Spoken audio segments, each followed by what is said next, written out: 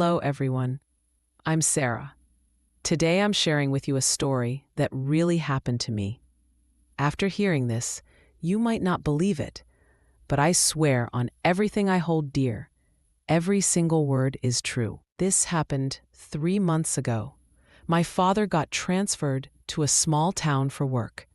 Our whole family had to move there. Dad told us he found an old mansion for rent at a surprisingly low price. I was excited thinking, wow, a mansion. But when we arrived, what I saw. Friends, this mansion was so old it looked like no one had lived there for years. Paint was peeling off the walls. Windows were cracked and broken.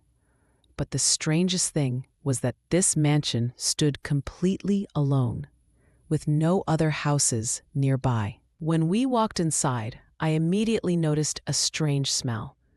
Mom said, "Sarah, it's just because it's an old house."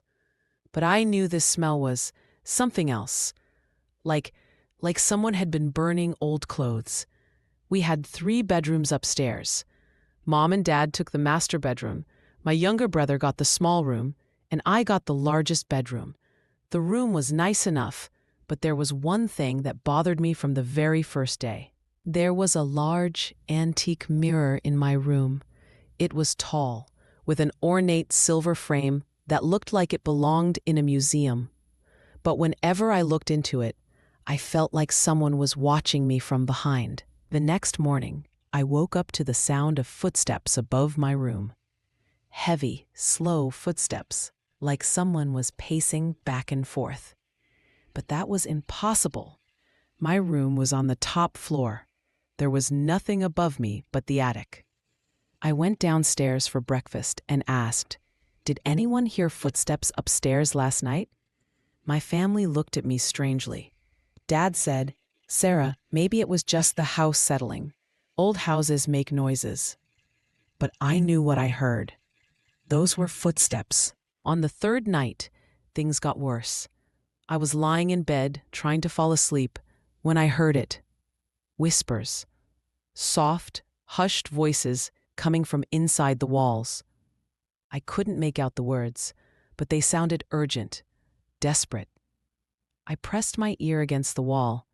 The whispers got louder. It sounded like a woman's voice, saying the same thing over and over again. "Help me. Help me. Help me."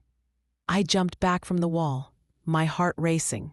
I wanted to run to my parents' room, but something stopped me. I looked at the mirror, and I swear I saw a figure standing behind me. A woman in a white dress, her face pale, and her eyes were completely black. When I turned around, no one was there. The next day, I decided to investigate.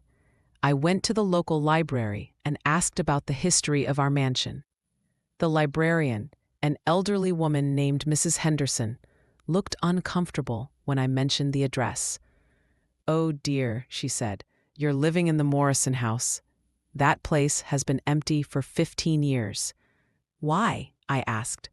She hesitated, then whispered, "A young woman named Eleanor Morrison lived there with her husband.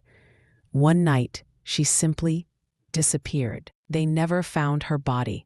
Some people say she never left the house." Pause. My blood ran cold.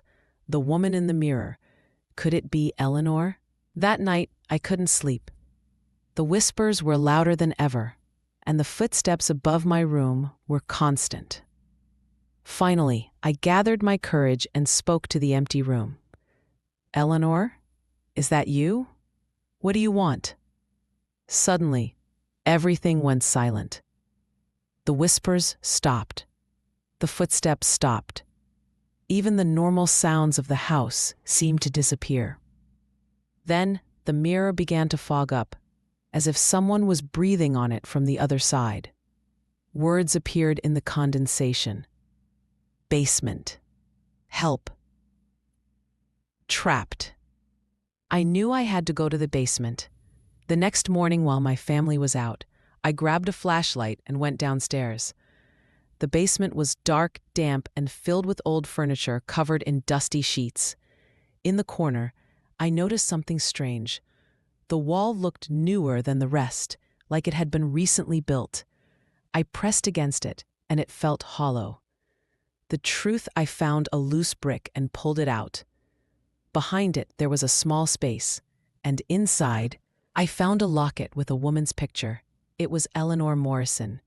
But there was something else, a diary. The final entry read, "He's going to wall me up. I can hear him mixing the cement. If anyone finds this, please tell the world what really happened. My husband didn't just make me disappear. He made sure I could never leave." I realized Eleanor wasn't just missing, she was murdered, and her body was sealed behind that wall.